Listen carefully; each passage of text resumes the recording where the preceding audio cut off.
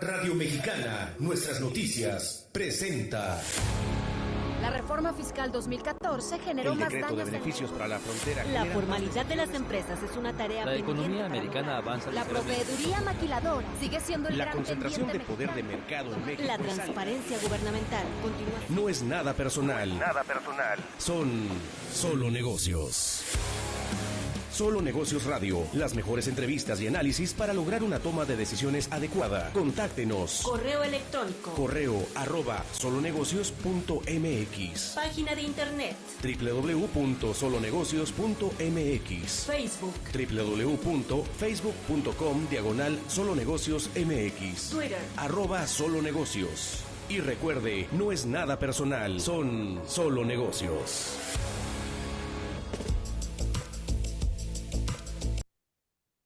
Hola, ¿cómo está? Mi nombre es Alejandro Sandoval, esto es Solo Negocios Radio, transmitiendo a través del 1300 de amplitud modulada, al igual que por internet, en Radio Mexicana, Nuestras Noticias 1300 AM, fanpage en Facebook de nuestra estación de radio, y por supuesto en Solo Negocios MX. Más tarde, tanto el programa completo como por segmentos en las diversas plataformas. Para replicarlo, el día de hoy vamos a platicar de derecho de empresa y en su caso de algunos precedentes jurisdiccionales de relevancia, algunos en materia mercantil, otros en materia fiscal, y por ahí los comentarios derivados de la nueva prórroga del Departamento del Tesoro con respecto a la designación de 3 instituciones financieras como, como entidades que fueron utilizadas para lavado de dinero y que tiene una repercusión importante en las actividades económicas de México. Y bueno, pues vamos a empezar con las tesis de materia mercantil. Esta primera es un registro digital 2030-801, es jurisprudencia de la primera sala en materia civil y particularmente mercantil. Concursos mercantiles. El porcentaje de acreedores necesario para la eficacia del convenio no vulnera el principio democrático que rige la materia. El concurso mercantil es lo que le dicen la quiebra, ¿no? Pero la quiebra es un concepto utilizado para señalar o para calificar a una empresa que ya tiende a desaparecer, que ya no tiene capacidad operativa. El concurso mercantil es un juicio con el cual se busca una de dos: rescatar la empresa o cerrar la empresa.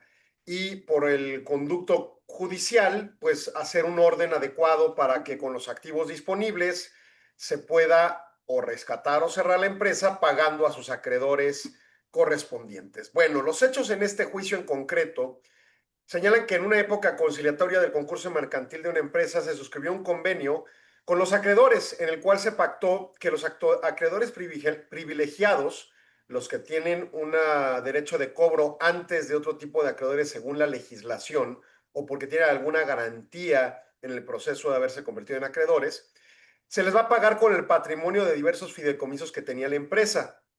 Los acreedores comunes, los que no tienen esa garantía o privilegio legal sobre el patrimonio, se les va a pagar con acciones de la empresa bajo la presunción de que la empresa, y esto es una opinión mía, estaría continuando su operación. 2 de los acreedores comunes no suscribieron el convenio al no estar de acuerdo con la forma de pago, no obstante que el juez de distrito lo aprobó, al considerar los acreedores que se había cumplido con el juez de distrito que se había cumplido con lo previsto en el 157 de la Ley de Concursos Mercantiles, que señala que para que haya eficacia en el convenio concursal debe ser suscrito por el número de acreedores reconocidos que representen más del 50% de la suma de A, el monto reconocido de la totalidad de acreedores comunes y subordinados, o B, el monto reconocido a acreedores con garantía real o privilegio especial. Entonces, la regla del 157 dice esto, y es la sujeción a esa regla y cómo se interpreta lo que fue puesto en un recurso de apelación. Los acreedores ponen el recurso de apelación y señalan que este precepto debe interpretarse en el sentido de que el convenio debe ser aprobado por el 50% de cada tipo de acreedores y no por quienes representen la mitad de la deuda total. El juez de distrito confirmó la sentencia. Más bien el juez de alzada que revisó el recurso de apelación. En desacuerdo, los acreedores promovieron un juicio de amparo indirecto alegando la inconstitucionalidad del 157 de la ley concursal al considerar que genera una asimetría en las condiciones de pago impuestas a las diferentes clases de acreedores, lo cual vulnera el principio de democracia que opera en el concurso mercantil. Vamos, el juicio va en el proceso correspondiente, no están de acuerdo, apelan y ante la confirmación del Tribunal de Apelación, interpone un amparo directo contra la ley, contra el artículo 157 de la ley. El amparo les fue negado y entonces interpusieron un recurso de revisión en el que insistieron en la inconstitucionalidad del 157. Vamos, comúnmente en este tipo de asuntos no te vas contra la ley, te vas contra el procedimiento ejercido por el tribunal y contra su sentencia o su resolución que corresponda, ¿no? En el plano que corresponda. El tema aquí cuando se van contra la ley, pues de alguna manera se pudiera considerar que es como un recurso de última instancia en sujetar ya no el acto de la autoridad que se concibe está bien hecho conforme a la ley, sino que la ley es inconstitucional. Y en ese sentido, pues se acuden a este recurso de amparo y la regla que fija el criterio del tribunal que resuelve, y bueno, después del juicio de amparo, el recurso de revisión, señala que para que la eficacia de un convenio concursal debe ser suscrito por el 50% de la suma del monto reconocido a los acreedores comunes y subordinados en el plano A de lo que ahorita cité, el 157. Y del monto reconocido a los acreedores con garantía real o privilegio especial en el rubro B. Y que esto no viola un principio democrático de la etapa conciliatoria de estos concursos, pues garantiza el derecho de participación de los acreedores en cualquier tipo en el proceso de negociación y el convenio que privilegia una salida convenida de este concurso y que permita la conservación de la empresa bajo esta presunción de que se busca que continúe en su operación. Si estuviéramos hablando de una operación que de plano va a ser cerrada, entonces realmente no habría cómo acomodar las acciones de la empresa a menos que haya estimaciones financieras que den pauta para que sí quede un reducto para esas acciones comunes, o sea, que tengan un valor después de pagar a los acreedores con el patrimonio, a los acreedores privilegiados. Pero como en esta se presume hay un interés de conservar la empresa después de sanearla, que es como el principio toral de por qué existe un concurso mercantil más que meramente una aplicación de quiebras, pues da pauta para considerar, bueno, pues sabes que no te van a pagar con dinero, sino con acciones porque la empresa va a subsistir y en el tiempo recuperarás lo perdido en el procedimiento de ser acreedor, ¿no? ¿Cuál es la justificación del tribunal en este caso, la primera sala que resolvió esta jurisprudencia? El principio democrático que rige los concursos mercantiles en su etapa de conciliación implica equilibrar, por un lado, el derecho de los acreedores disidentes con el acuerdo concursal de recibir un trato igual al acordado para los acreedores que sí firmaron. O sea, en principio reconoce la ley que a la hora de promover el convenio, algunos estén de acuerdo y otros estén en desacuerdo, pero con el propósito de no dejar a nadie descobijado, vamos a decirlo simplistamente, le promueve un criterio donde sí les brinde un pago de alguna forma. Quizá en el tiempo no valga tanto o quizá en la inmediatez no resuelva un problema financiero, pero sí efectivamente se plantea un escenario en el que pues tengamos un alcance de sí poder promover una recuperación, ¿no? Y entonces ante ello, pues el planteamiento que interpreta la Corte es, sí tiene un principio democrático bajo la lógica y sobre todo bajo la idea toral de un proceso de concurso mercantil y más en una etapa de conciliación. Lo que promueve es equilibrio, ¿no? Obviamente se reconoce que hay acreedores con mayor jerarquía porque tengan ese privilegio de ley o esa garantía interpuesta en su proceso contractual frente a otros acreedores ordinarios que no necesariamente lo tienen, ¿no? Y al respecto, bueno, pues cabe mencionar que deberá haber seguramente diferentes tipos de contratos con los que se llega a determinada circunstancia de ese privilegio. Por ejemplo, una hipoteca garantiza con el propio inmueble, en cambio un suministro de, ¿qué le gusta? Papelería, pues no necesariamente buscas una garantía como proveedor. Entonces firmas un contrato normal y de repente te deben porque das a crédito y entra este proceso y entonces eres un acreedor común, ¿no? Bueno, y cierra en este punto del criterio. Alcanzar un convenio ágil y funcional para todos los participantes a partir de los consensos mayoritarios que permitan la conservación de las empresas concursadas. Aspirar a que haya un consenso absoluto, unánime, pues es un sueño guajiro. Por eso plantea un escenario del 50%. ¿Está bien el 50%? No lo sé. El legislador es malo en las matemáticas, el abogado es malo en las matemáticas por naturaleza y por lo tanto, quién sabe dónde sacaron el 50%, por qué no el 60, el 75, el 80, el 90, no sé, ¿no? Pero mínimo no es menos del 50, ¿no? Ese es un principio. Ahora bien, ¿qué más dice la justificación jurídica de la Corte?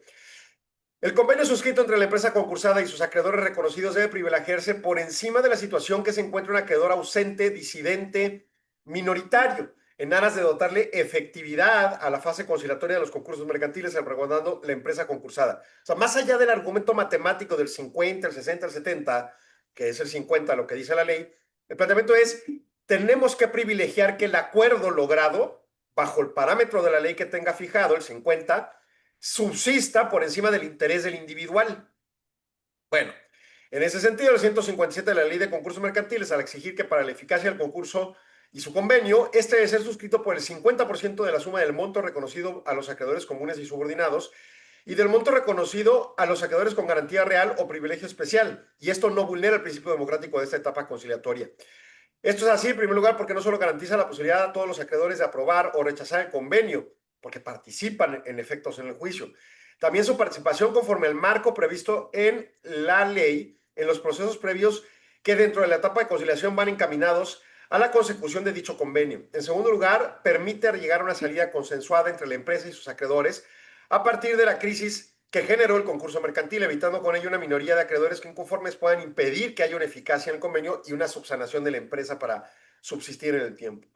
A esto, por otro lado, la propia ley, a todos estos la ley les otorga otras herramientas para que se les impongan criterios que no necesariamente les convenga. Bueno, me mandan a corte, regresamos en segundos, no se vaya, siga aquí en Solo Negocios. 53ª Convención Internacional IMEF, CIEFO 360. El futuro de las finanzas y el liderazgo. En un entorno global desafiante, el rol del CIEFO está cambiando. Ya no basta con dominar las finanzas. Hoy, se espera que los líderes financieros sean estrategas, innovadores y agentes de transformación.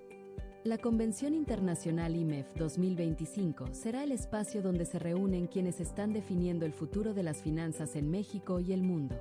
Abordaremos cómo los CIEFO enfrentan un contexto de disrupción tecnológica, incertidumbre geopolítica y presión por la sostenibilidad. Hablaremos de inteligencia artificial, automatización, modelos de gobernanza resilientes y liderazgo con visión 360. Todo en un escenario incomparable, Los Cabos, donde la reflexión estratégica se combina con la inspiración del entorno. No puedes faltar. Quiero, merezco, necesito estar ahí. Nos vemos del 19 al 21 de noviembre en la Convención IMEF, CIEFO 360.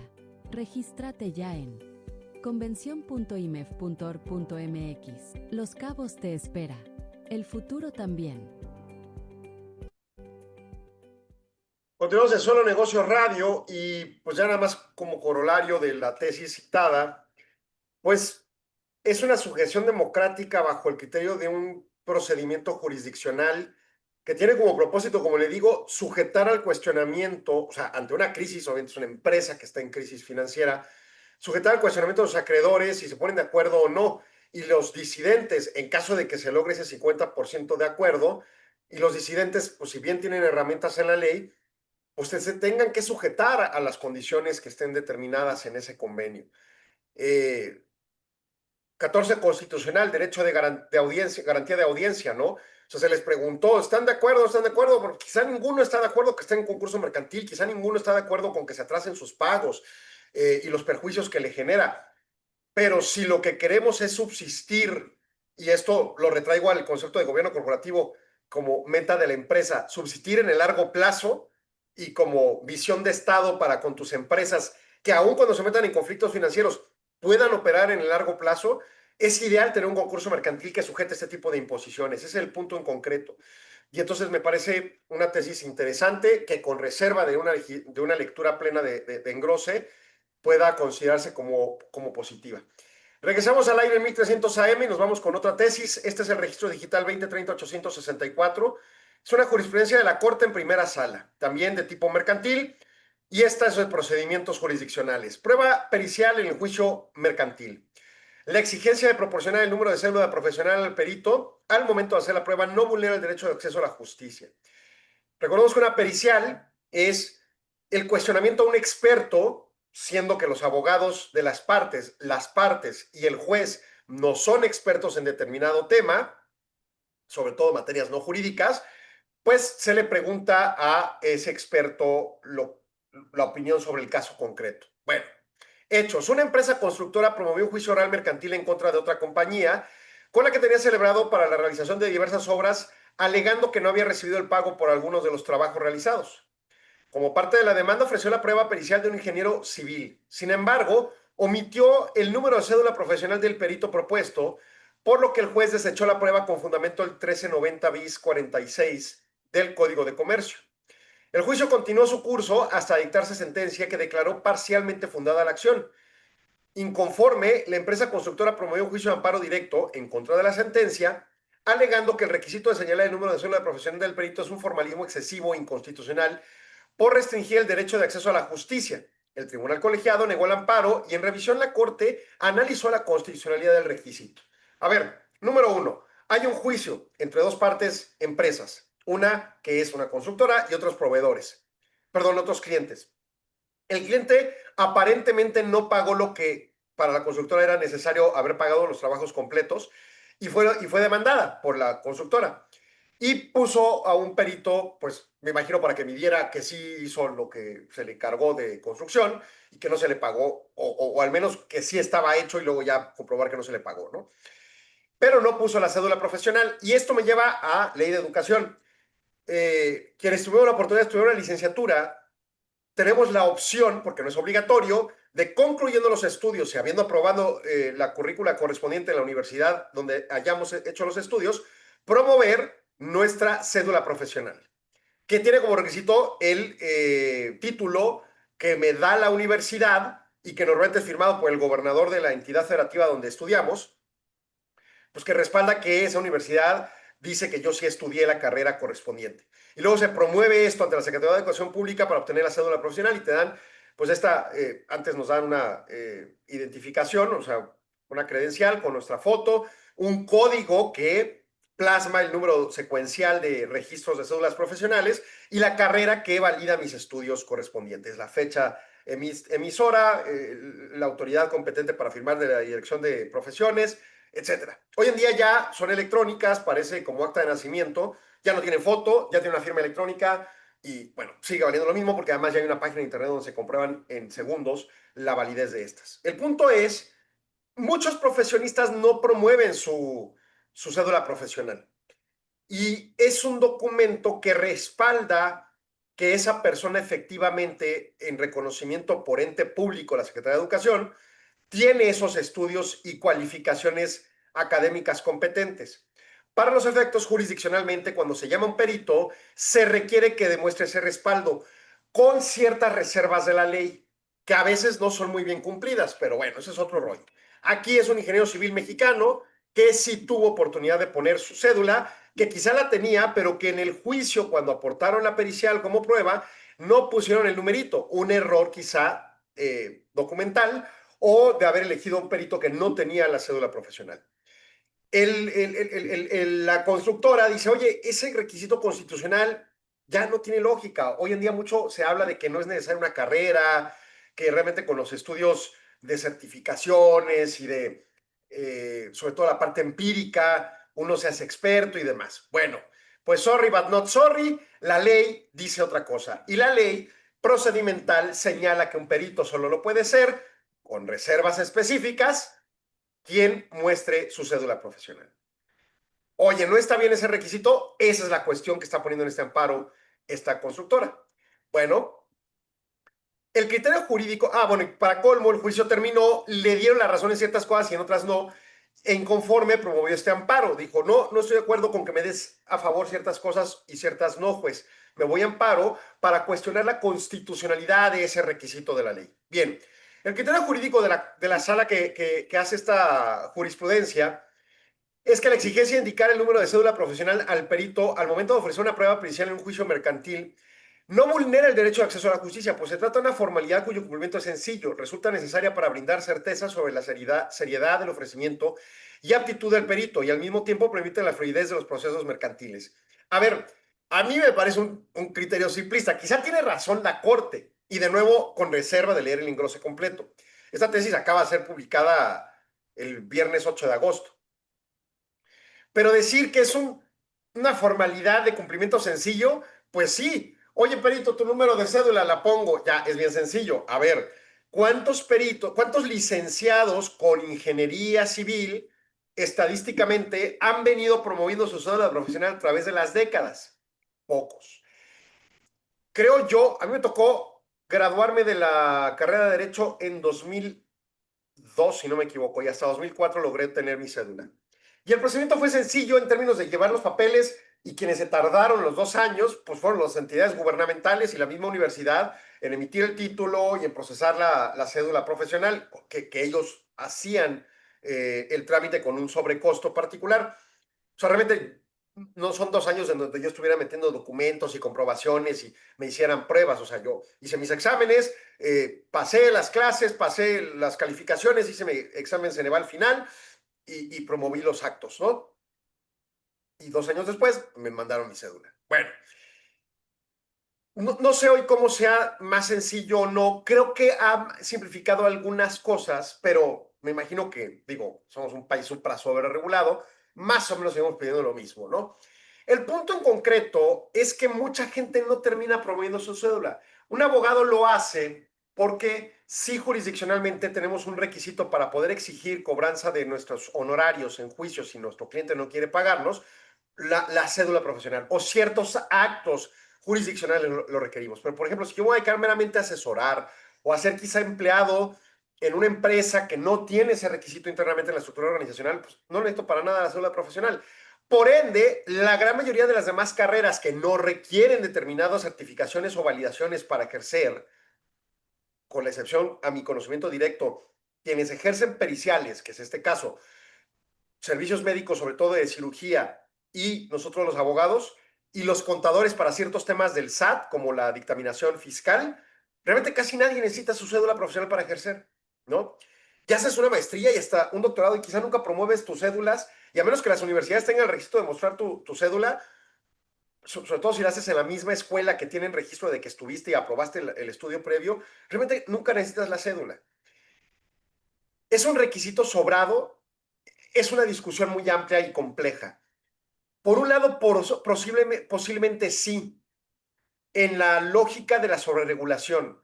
Yo creo que si una universidad, en su estructura organizacional, con sus reconocimientos ante la SEP, hace una validación de que una persona obtuvo los grados o las calificaciones suficientes para poderse considerar graduado, debería ser una cosa básicamente electrónica, la implicación de que pase a conseguir la firma del título con el gobernador correspondiente y el proceso de la cédula, incluso sin la necesidad de que un ser humano intervenga. O sea, todo automatizado con firmas electrónicas. Pero estamos hablando de un país en el que la página que cobra impuestos se cae cada 5 minutos. Estamos hablando de un país en donde la página para constituir empresas como las sociedades por acciones simplificadas no sirve desde hace 3 meses. Estamos hablando de un país donde la obligación del uso de la página de la Secretaría de Economía para publicar actos mercantiles siempre se está cayendo. Estamos hablando de un país negligente en sus servicios de Estado. Entonces, pensar que vamos a automatizar estos procesos y en cosa de semanas, sino días, puedas tener tu cédula profesional, pues está lejano. Y además tiene costos que muchas veces no tienen ni siquiera sentido. En fin, esa es mi queja sobre la sobreregulación. Dada la realidad de los mercados como operan ante la no necesidad de una cédula profesional y B, la forma sobreburocratizada que tiene nuestro país, sobreregulada que tiene nuestro país para ejercer el derecho por parte del Estado, o sea, el gobierno federal, los estatales y los municipales, a mí me parece que no tiene sentido la cédula profesional. Sin embargo, también dentro de esa misma burocracia, que un legislador pueda destinar tiempo a algo tan sesudo y complejo para tomar decisiones, pues no, ellos andan en el cotorreo comprando esa casa de 12 millones de pesos y viajando por el planeta en los lugares más lujosos del mundo. Ese es su trabajo. En realidad, las cosas profundas de legislación no tienen sentido. Por lo tanto, la ley actual exige tener la cédula profesional para ser perito y ni modo, no hay más. Entonces, en la postura supraformalista, pero que además tiene un argumento de sustento de que esta persona sí hizo los procedimientos conducentes, no solo de estudiar y aprender y demostrarlo por medio de calificaciones en su universidad, sino los administrativos, aunque sean sobreregulados y de pago correspondientes para tener su cédula, pues tiene un mérito frente a quien no lo hizo. Entonces, los argumentos realmente creo que pesan más en el sentido de no tener una exigibilidad de la cédula, pero lo cierto es que hoy la ley así lo impone y hay que cumplirlo. Y en esa lógica, pues, la Corte plantea, esto no vulnera un acceso a la justicia. Ahí hay peritos con cédula. Vaya y contrate al correspondiente y no el que se le ocurra y mucho menos se le olvide poner una cosa que es toral en el procedimiento jurisdiccional. Ahora, dentro de los procedimientos jurisdiccionales se aceptan ante nulidades relativas o actuaciones que fueron fallidas en el proceso, se aceptan subsanaciones y hasta suplencias de la queja, que es que la autoridad competente, el juez, diga, oye, te equivocaste aquí, te lo subsano. Yo creo que si sí tenía y se puede comprobar con antelación al inicio del juicio su cédula profesional, el perito, y fue un error de no haberlo puesto, a mí me parece que eso sí debería ser subsanado en términos de la posición jurisdiccional, pero bueno, la Corte no revisa eso y dice, a ver, el punto en concreto es, ponerlo o no ponerlo, no es un gran tema y no altera el derecho a la justicia. Dice, y justifica, el dato otorga a la persona juzgadora certeza de la seriedad del ofrecimiento al permitir verificar incluso de forma inmediata la autenticidad y validez de la cédula a través del portal oficial del registro de profesionistas. En segundo lugar, o sea, hace sencillo el tema. Oye, si es de veras, sí, ahí está. O sea, no tengo que hacer un esfuerzo extraordinario para saber si sí sabe o no sabe. En segundo lugar, el requisito proporciona desde el inicio un indicio objetivo sobre la aptitud del perito para emitir una opinión especializada en determinar área del conocimiento, lo que contribuye a prevenir el ofrecimiento de pruebas poco serias o meramente dilatorias, con lo cual se garantiza que el juicio se concentre en los elementos útiles. Y aquí sí tiene razón, porque garantiza procedimientos de verificación inmediata, no así todo el proceso correspondiente, como les dije, de obtener el papelito, ¿no? O el numerito. Lo anterior resulta acorde con los principios que rigen los procedimientos orales mercantiles, pues la obligación de proporcionar los datos de la cédula profesional desde el ofrecimiento de prueba, que en caso de que el perito no cuente con ella, se da trámite innecesario, se celebra una audiencia para el desahogo de una probanza que debía desecharse desde el inicio, por ley, porque así lo dice, ni modo. Con ello se garantiza la fluidez de los procesos orales mercantiles, que tienen la presunción de expeditez, o sea, que sean rápidos, cosa que no son, pero bueno, y la impartición de justicia pronta y expedita en términos de 17 constitucional, que todavía tampoco lo son. Como sea, lo intentan. Finalmente, además, consignar el número de cédula profesional al ofrecer la prueba no representa una carga excesiva ni desproporcionada para el oferente, pues solo se trata de un dato sencillo a obtener si se encuentra al alcance. Ni modo, pero así es. Sad but true, nos vamos a corte y regresamos en segundos. No se vaya, sigan Solo Negocios.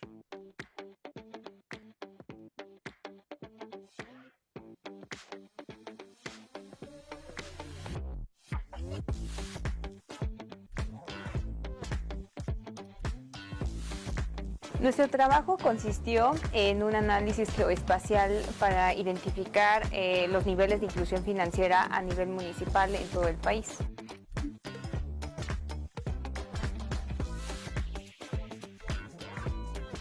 Creo que la experiencia es muy grande, sobre todo porque podemos llevar a cabo el equilibrio en la rigurosidad del método científico en una investigación, como también generar nuevas ideas para que esto beneficie a la sociedad. El participar en este tipo de premios me ha acercado un poquito más a la comunidad de investigación, también saber las necesidades también por el ámbito empresarial y también el gubernamental, es decir, que la investigación tenga también resultados que ayuden a estos sectores para poder tomar decisiones.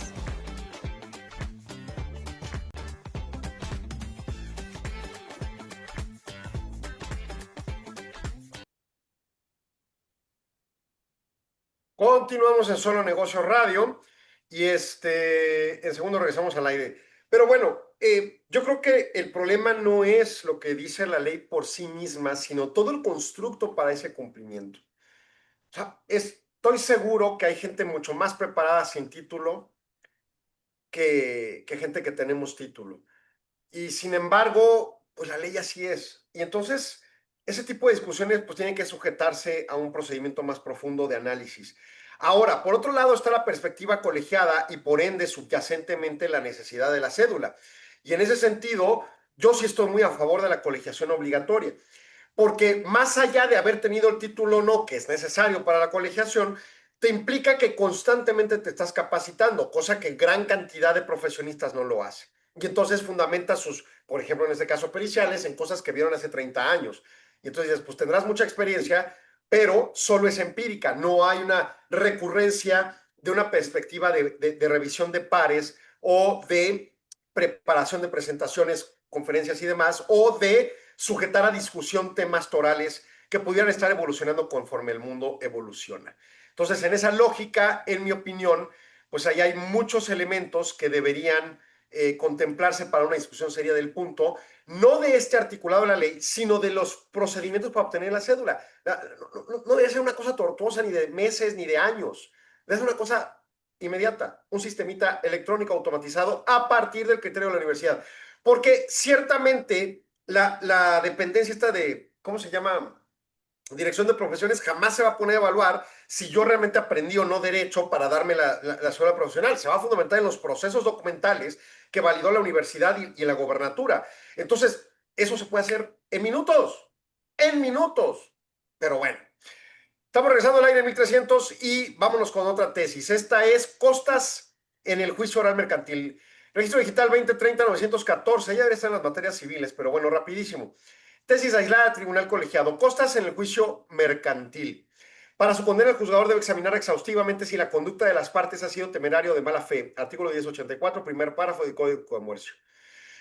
En un juicio oral mercantil se dictó sentencia que condenó a la demandada, entre otras prestaciones, al pago del importe de las facturas base de la acción y no se le impuso condena a costas. Ante ello, la actora promovió un amparo directo en el que señaló que el momento en que la demandada fue absuelta del pago de los gastos y costas, con motivo de la necesidad de comparecer a juicio, se violó lo dispuesto por el 1084, toda vez que el responsable omitió hacer una valoración de la conducta de la demandada para determinar si tuvo una actuación temeraria o de mala fe.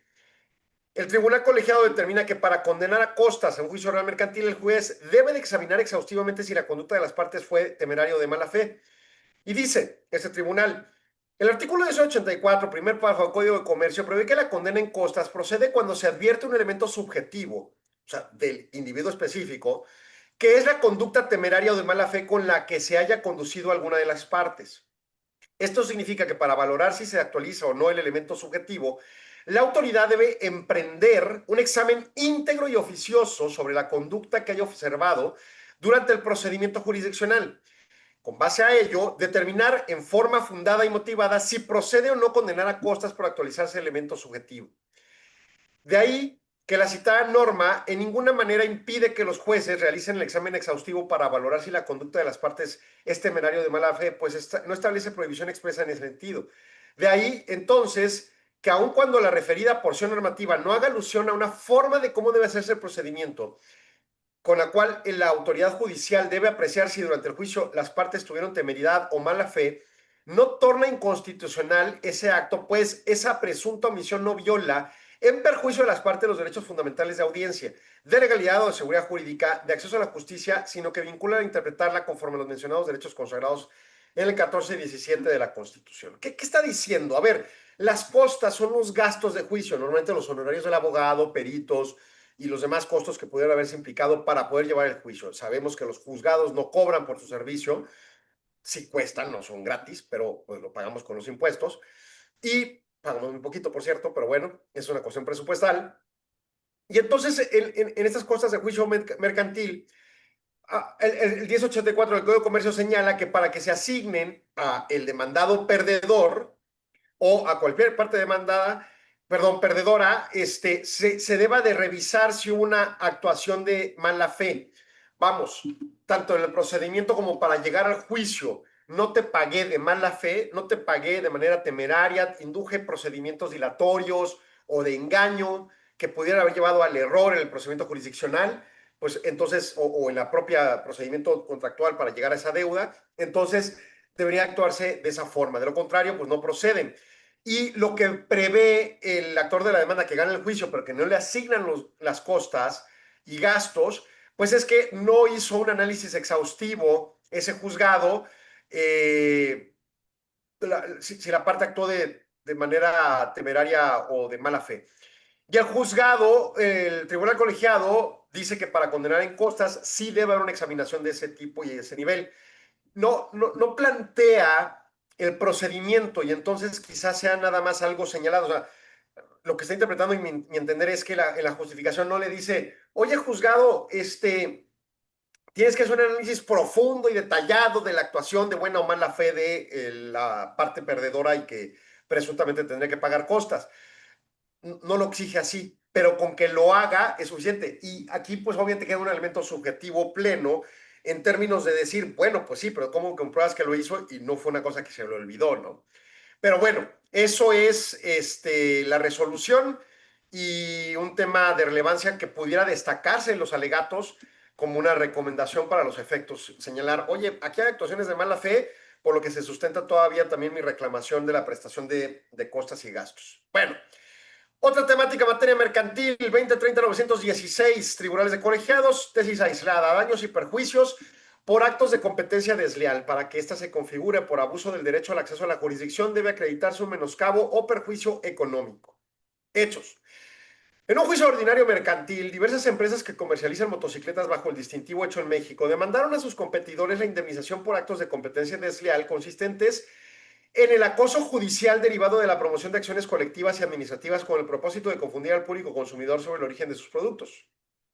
En primera instancia se condonó el pago de la indemnización reclamada, lo que fue confirmado en un tribunal de alzada. O sea, en la demanda dijeron, sí es cierto, ustedes demandados paguen. Apelaron y en el tribunal de apelación, pues el tribunal colegiado, se me olvidó el nombre, pero bueno, son así de varios. El tribunal colegiado, sí,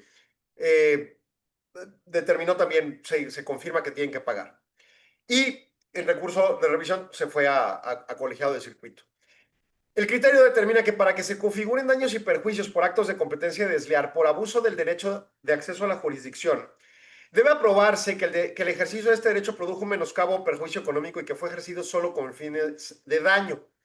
Justificación. Los actos de competencia desleal de confusión, descrédito y engaño fundamentados en el sexto de bis del Código de Comercio son de resultado, pues no basta la mera intención de dañar al competidor, sino que requiere obtener un resultado perjudicial para que con base al 1910 del Código Civil del DF, aplicable en la Ciudad de México, el competidor perjudicado pueda pedir la reparación del daño cierto y constatable.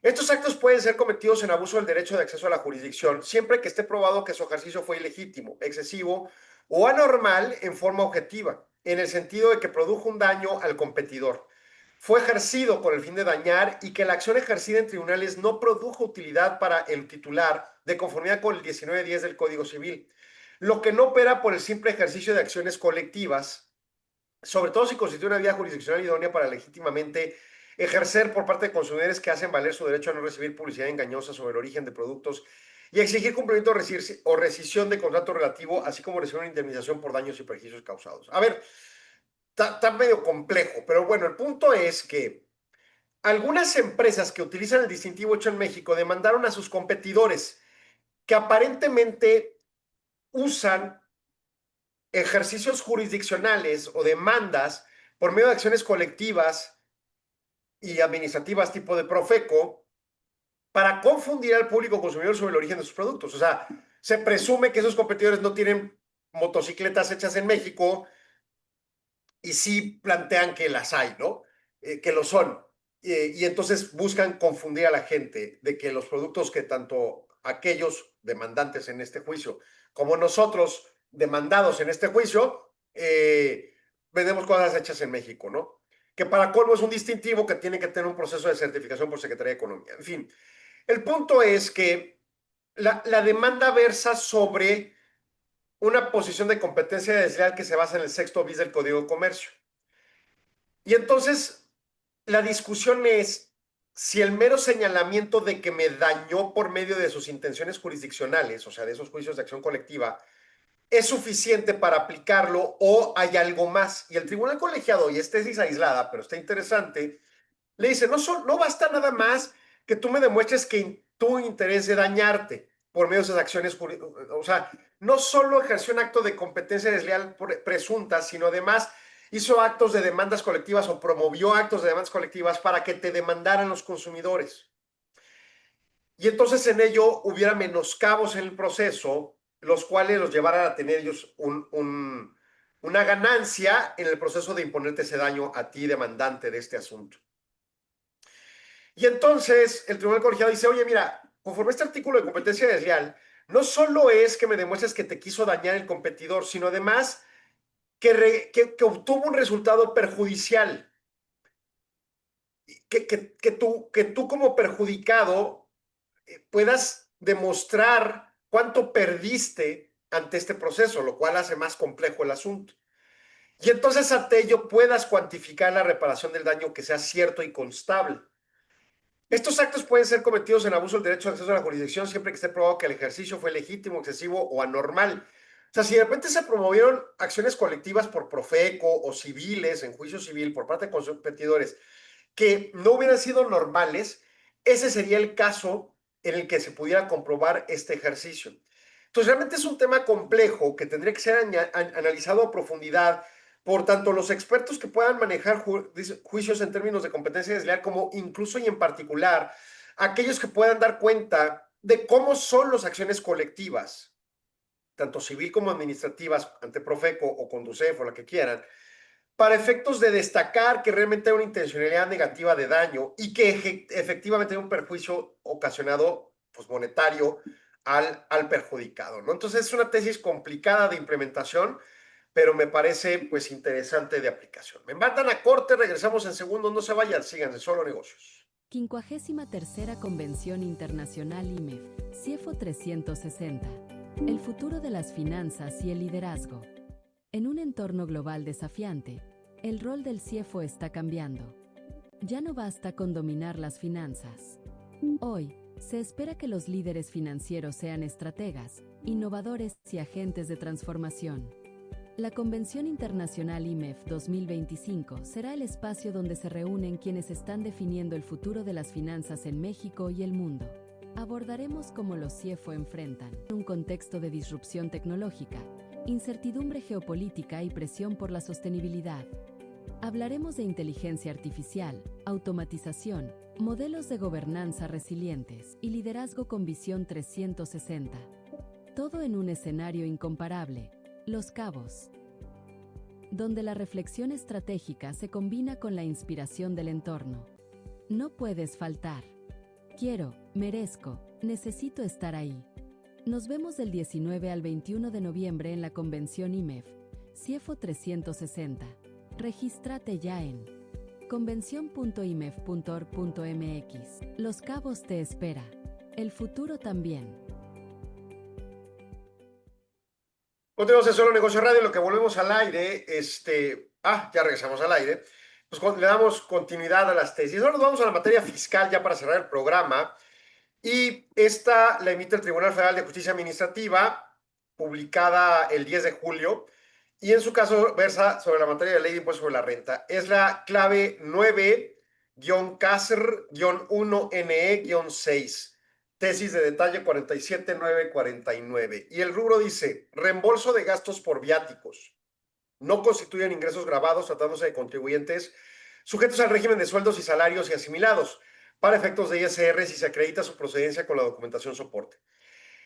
El artículo 93, fracción 17 de la Ley de Impuesto sobre la Renta establece que los viáticos no generan un impuesto cuando sean efectivamente erogados en servicio del empleador. Esto es, cuando el empleador y el prestador de servicio acuerdan que el primero los pagará en razón de los gastos que se eroguen en su desarrollo. Asimismo, si el contribuyente revisado tributa bajo el régimen de sueldos, salarios o asimilados y aduce que la autoridad indebidamente considera los reembolsos como ingresos y para desvirtuarlos acredita su procedencia con documentación soporte que justifique transporte, comidas, boletos de avión, hospedaje, entre otros, en consecuencia es ilegal que la resolución impugnada que determina que los reembolsos por viáticos constituyen ingresos grabados Por tanto, procede a decretar su nulidad toda vez que se encuentran exentos del pago de ISR al haberse juntado la documentación que soporta la erogación por parte del prestador del servicio y el reembolso a través de depósitos de su empleador. Ok. ¿Cuál es el tema? Mando a mi empleado o algún subordinado en algún criterio de régimen de sueldos, salarios asimilados, y ojo, no solo adscribe para ese régimen, pero en esta tesis así fue. Mando a mi empleado a un viaje para hacer determinado acto y entonces le asigno recursos, ya sean previos o posteriores, para subsanar esos gastos que son en mi nombre como patrón. Y entonces mandé a mi empleado a la ciudad de Chihuahua a revisar el Tribunal Federal de Justicia Administrativa autos de un asunto y a meter documentales y a platicar con los funcionarios competentes en ese procedimiento. Y entonces para ello pues le pagué el transporte, le pagué los alimentos, le pagué el hospedaje si tuvo lugar el hospedaje y los demás gastos que sean competentes a un viaje de trabajo. Si se fue al viñedo X, pues no necesariamente hay un trabajo ahí a desarrollar y ese gasto no compete, ¿verdad? Si fue al antro en la noche, pues ese gasto no compete. Si, no sé, se fue no sé si hay algún centro de recreación tipo Wet n Wild o Disneylandia o algo así en esa ciudad, pues también, ¿no? O sea, hay gastos lógicos en el proceso del trabajo. El transporte para llegar a esa ciudad, el transporte dentro de la ciudad, el hospedaje, el alimento y los gastos correspondientes. Quizá lo mando con los documentos, le digo, tienes que ir a una copiadora ya y pues pagas las copias, ¿no? Quizá tienes que ir a un cibercafé e imprimir allá. Quizá tienes que pagar por un servicio de internet y pues te lo cubro, ¿no? O sea, los gastos que tuvo que ejercer para poder hacer esa función a la que lo mandé. Lo que está diciendo el tribunal aquí es, esos ingresos no pueden ser considerados como ingreso gravable. O sea, ese empleado recibe su sueldo de manera ordinaria. Y pues quizá en todo caso podamos evaluar si en el contrato laboral hay un planteamiento de viáticos o es un ingreso variable que pueda recibir primas por esos viajes. En mi opinión, lo que debe de señalarse es que los ingresos extraordinarios que pueda recibir por viajes, pues no son premios sino compensaciones, porque el empleado no va a estar sujeto a 8 horas, por ejemplo, jornada laboral normal, a mi servicio, sino va a estar un excedente de horas que incluso quizá también tenga que estar trabajando y tampoco son horas extras de manera per se, sino son concatenadas propiamente ese viaje. Por ejemplo, si la ley laboral contempla para efectos de protección de la salud el trayecto de la casa al lugar de trabajo del trabajador, si le pasa algo tengo que cubrirlo y en materia de seguridad social la parte de IMSS correspondiente cubre y se considera accidente de trabajo si llegara a pasar un incidente, pues creo que por lógica el transporte, no porque haya accidentes, sino el tiempo que se va en el transporte, hay una sujeción a mi tiempo como patrón. Y entonces, si bien no son horas extras, pues quizás sí de mérito a que le dé un dinero extraordinario por irse a esa función aparte de su salario diario, ¿no? Ese dinero, en mi opinión, no debería ser gravable, ya está contemplado entre los criterios del viático. Como abogado, si me mandan a otra ciudad dentro de los planteamientos documentados que cotizo como viáticos, le pongo una prima de horas muertas. Esa sería la equiparación y habría que sujetar, que no está siendo cuestionada en esta tesis, si eso también incluiría el concepto o esa parte sería gravable.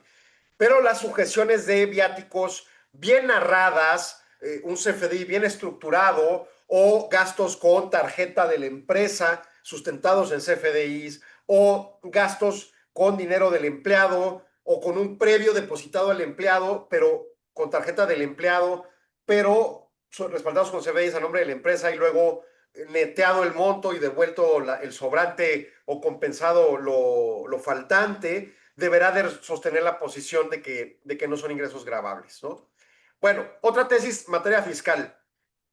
Poder Judicial Federal, tesis con registro digital 2031-008, jurisprudencia de la primera sala. Impuesto al valor agregado, actos o actividades que no son objeto de ese impuesto no pueden formar parte de la mecánica de su acreditamiento. Hechos.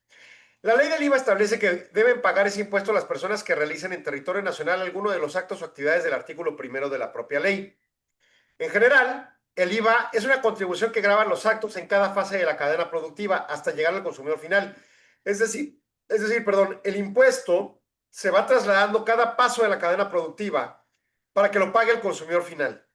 Por ejemplo, el minero cobra IVA más el costo del mineral que haya vendido a la fábrica que va a producir con ese mineral, y luego produce esta fábrica y el producto producido le pone un IVA que va a lograr la acreditación de lo que pagó al minero contra lo que paga ahora presuntamente con un valor agregado, de lo que recibe ahora, perdón, con la tienda grande o el distribuidor grande que compró su producto, y el distribuidor grande para acomodarlo con el distribuidor pequeño, y el distribuidor pequeño lo vende al consumidor final, ¿no? Y entonces el consumidor final ya no acredita nada, o sea, paga el IVA y punto. Es el último que lo paga con toda la agregación que corresponde. Es lo que está diciendo hasta aquí el tribunal. Se denomina impuesto acreditable el que es pagado al proveedor dentro de la cadena productiva y por acreditar el que habrá de pagarse posteriormente al proveedor. A esas acreditaciones se le conoce como mecánica de acreditamiento. Esa mecánica permite que el impuesto que se va pagando en cada paso no lo asume el proveedor, sino que se traslada hasta el consumidor final. Que curiosamente esto es la tesis en materia de economía que señala la exuberante virtud de que un IVA homologado a una sola tasa en todos los bienes que se venden en este país provocaría una exaltación de la recaudación y una anulación de la economía informal. Pero los legisladores no entienden eso, están muy ocupados viajando en viajes caros y comprando casas caras, entonces no tienen tiempo de ver estas cosas. Y los estatales pues también hacen lo mismo, entonces tampoco tienen tiempo de ver estas cosas. Bueno, el punto es que que la jurisprudencia que está determinando aquí hace un respaldo dentro de su argumentación jurídica sustancial para sostener cómo funciona ese acreditamiento. Nadie en la cadena productiva paga el IVA en términos reales. Lo pagas, pero luego lo acreditas y neteas. Entonces, en esa lógica, quien verdaderamente lo termina pagando es quien no puede acreditar lo que es el consumidor final. A partir de 2022 se modificó la ley del IVA para definir qué debe entenderse por actos o actividades no objeto de impuesto, dentro de las que incluyó las actividades que realizan en el extranjero y aquellas a las previstas en el artículo primero de la misma ley, además de precisar que dichas actividades no son susceptibles de acceder a la mecánica de acreditamiento del tributo. Por ejemplo, yo si me voy a un viaje a Estados Unidos y pongo viáticos, pues no me van a cobrar IVA, me cobrarán sales tax, pero para los efectos para mí son parte del precio absoluto. Entonces no hay un IVA. La empresa, si yo mando al empleado dentro de México y en todo acto de hotel, avión, etcétera, le cobran IVA, ese IVA lo voy a acreditar. En la parte estadounidense, esos gastos no traen IVA. Y entonces hay una parte no objeto del impuesto. También, si yo cobro servicios otorgados en México a un extranjero, pues le cobro IVA, pero no hay una sujeción expresa de ese dinero de una carga fiscal. No, para cuando se ofrece en México, sí. Cuando se ofrece en el extranjero, cuando mi servicio lo ofrezco en el extranjero, por ejemplo, yo como asesor mexicano para un emprendedor le puedo girar una factura sin IVA porque mi servicio lo estoy exportando y entonces no tiene una sujeción de IVA, ¿no? Pero entonces, bueno, básicamente lo que está señalando aquí la Corte que se finca ese criterio de objetos no sujetos del impuesto. Ese cambio evita que se altere la secuencia de acreditamientos y traslado mediante actividades de las que no se paga el impuesto. En el caso tenemos que una empresa dedicada al abastecimiento de materias primas, partes, componentes y empaques para maquiladoras promovió un juicio de amparo en el que reclamó que ese cambio de la ley que le impide incorporar la secuencia de acreditamientos, actos y actividades desarrolladas fuera del país o distintas al catálogo de supuestos que causan el impuesto conforme al primero del IVA. La empresa argumenta que esa modificación afecta a los principios de proporcionalidad y equidad tributaria porque desde su óptica impide acreditar de actos o actividades que a pesar de realizarlas fuera del país son parte de su cadena productiva. El juez de distrito sobreseyó en el juicio al considerar que la empresa no demostró la aplicación de las normas reclamadas, decisión que fue recurrida a través de un recurso de revisión, y el tribunal colegiado revocó el sobreseimiento decretado y remitió a la Corte para que resolviera el problema constitucional planteado. A ver, aquí está interesante cómo llegó a la Corte. Primero, la ley de IVA tiene esa lógica. Durante toda la cadena productiva en México se van acreditando los pagos de IVA para que entre los agentes económicos no paguen y lo pague el consumidor final. Pero cuando hay relación con extranjeros, por ejemplo, una maquiladora que va a terminar exportando, puede haber la sujeción de que ese suministrador exporte el bien, aunque incluso lo entregue en México bajo el criterio de pedimentos virtuales, y no cobre IVA en el extranjero. Y entonces planteé que esta sujeción de no objeto del impuesto que se aplicó en el 2022 para una claridad del sistema de IVA por acreditamientos en materia correspondiente para el SAT, le es en su noción de esta empresa inconstitucional. Y entonces el juez de distrito le dijo, no tiene ni caso lo que estás discutiendo, o no le entendió, y le sobreseyó el juicio, le dijo, no vale tu juicio. Dame un segundo, Arturo.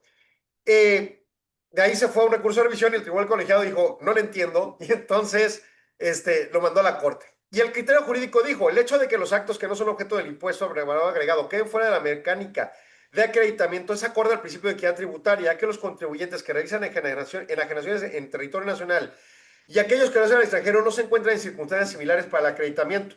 A su vez, se respeta el principio de proporcionalidad por la que las personas que realizan actividades no gravadas del IVA no están obligadas a entregar el tributo, por lo que tampoco pueden acreditar cantidad alguna ante el fisco. Los actos o actividades no objeto del impuesto, entre otras por realizarse en el extranjero, no causan ese impuesto, por lo que no pueden incluirse en la mecánica de acreditamiento. La exclusión es acorde al principio de equidad tributaria, que consiste en las disposiciones tributarias con el objetivo de tratar iguales a quienes se encuentren en situaciones idénticas y desiguales al respecto. En ese sentido, la enajenación de bienes del territorio nacional constituye una actividad gravada para efectos de IVA, por lo que sí causa el impuesto y los contribuyentes tienen derecho a acreditarlo, mientras que los que se realizan en el extranjero no están sujetos al pago y los contribuyentes no sujetos al IVA ni tienen derecho de acreditamiento. Entonces se respeta el derecho de proporcionalidad tributaria consistente en gravar a quien le corresponda según cada persona y su actividad. En ese sentido, los contribuyentes que realicen actividades no gravadas por el IVA no están obligados a enterar el impuesto a esas operaciones, por lo que en congruencia con el principio de continuidad de cadena productiva y la propia mecánica del impuesto no pueden beneficiarse del acreditamiento, sino que deben considerarse como consumidores finales. Lo contrario implicaría un enriquecimiento a favor de un contribuyente ajeno al proceso. Es un tema delicado, pero que pues, va en consonancia, como se ha venido manejando desde hace varios años, las posiciones del impuesto correspondiente en México, sobre todo con el manejo de maquiladoras. En fin, se nos acabó el programa. Muchas gracias por su atención. Gracias, Arturo, por tu apoyo. Nos escuchamos mañana en punto de las 4 de la tarde aquí en Solo Negocios Radio. Pásala excelente.